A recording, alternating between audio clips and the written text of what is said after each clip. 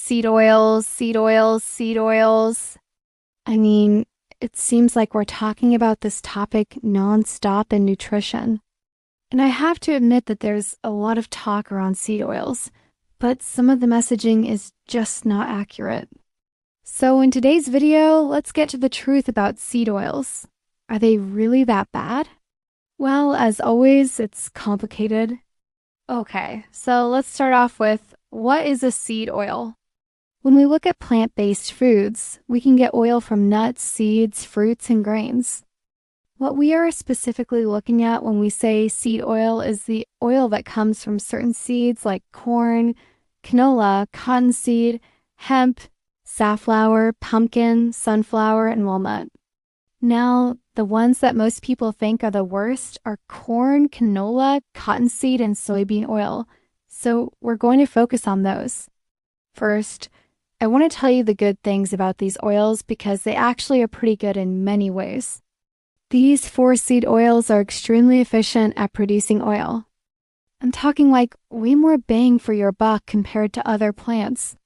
This means that they are really cost-effective and accessible on a large scale. So this makes them perfect for cooking oils and for use in packaged foods. Because of their efficiency, they also have a long shelf life. So they don't go bad as quickly. They have a high smoke point, so they can be used for frying and baking. And they have a neutral flavor, so they do not interfere with the flavors of the food that they're being used in. Now, there are 2 things in particular about these oils that make them a bit different from other plant-based oils. First is their omega-6 fatty acid profile. The 4 oils I mentioned contain a high percentage of linoleic acid, which is an omega-6 fatty acid. The American Heart Association recommends that we eat foods that contain omega-6 fatty acids, and they recommend getting about 5 to 10% of our calories from these types of fats.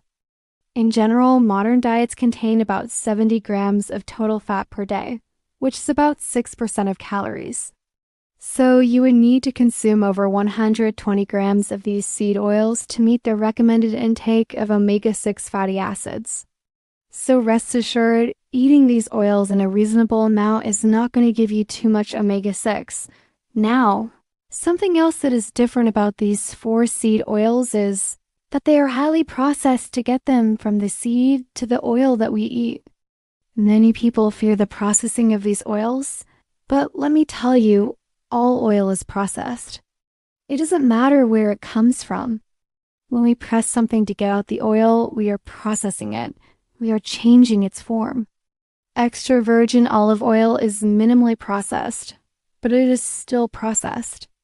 Canola oil may have more processing steps than extra virgin olive oil, but in the end, they both start as a plant and end as an oil.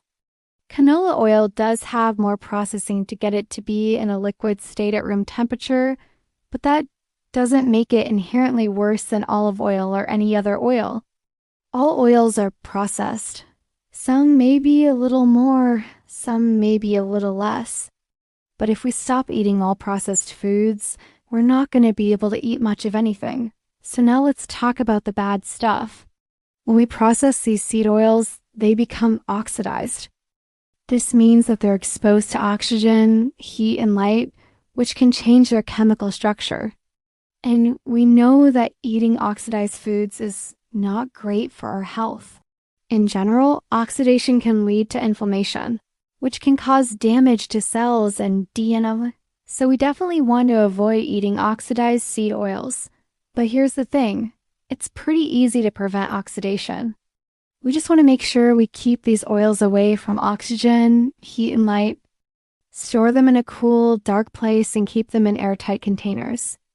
This will keep them fresh and prevent them from becoming oxidized. If we do this, then they are perfectly safe to eat. So then, why do we hear so much about how terrible these oils are? Well, the problem is that these oils are often processed in a way that allows for oxidation. For example, they are often stored in giant stainless steel tanks that allow for exposure to air and light. Or they are heated during processing, which can cause oxidation. Or they are used over and over again when cooking, which can cause oxidation. Now, if you were to buy these oils from a small local producer who stores them properly, they would probably be fine. But the problem is that most seed oils are produced on a massive scale. And when you're dealing with huge corporations and inexpensive products, you tend to cut corners. And unfortunately, the quality control just isn't there. It's very hard to keep track of every single batch of oil to make sure it's stored and processed properly. Sometimes it's intentionally processed in a way that leads to oxidation to save money. And sometimes the companies just don't know because they don't have the resources to oversee the whole supply chain. Either way, the result is that most seed oils on the market are oxidized and not good for us. So should you avoid all seed oils? No. Should you avoid only the big name brands? Yes. Just remember, when it comes to seed oils, just like everything else, buy local whenever possible. Whenever you buy in bulk and anonymously, you lose some control over the quality. Now, you might be wondering, why did I choose these 4 seed oils to talk about? Well, there's a reason. There's one nutrient that is important for brain health, heart health, and immune function. And these 4 seed oils are lacking in this one nutrient. This nutrient is vitamin E. Vitamin E acts as a preservative naturally, and it helps protect the oil from oxidation. Vitamin E also has tons of awesome health benefits. The International Journal of Food Sciences and Nutrition reports that vitamin E plays a crucial role in maintaining brain health by protecting neurons against oxidative stress. It is also known to reduce the risk of cognitive decline and age-related neurodegenerative diseases, such as Alzheimer's disease and Parkinson's MS disease. Vitamin E is also good for our immune system and can even improve immune responses against infections and diseases. And vitamin E is good for our heart. The New England Journal of Medicine found that vitamin E reduced the risk of heart disease and stroke. So, what's the recommendation? Eat the oils that contain vitamin E, which includes wheat germ oil, sunflower oil, safflower oil, extra virgin olive oil, avocado oil, hemp oil, cranberry oil, sesame oil, and eat nuts and seeds. Avoid the oils that are high in omega-6 and low in vitamin E, including corn, canola, cottonseed, and soybean oil. But wait, I thought seed oils were all bad.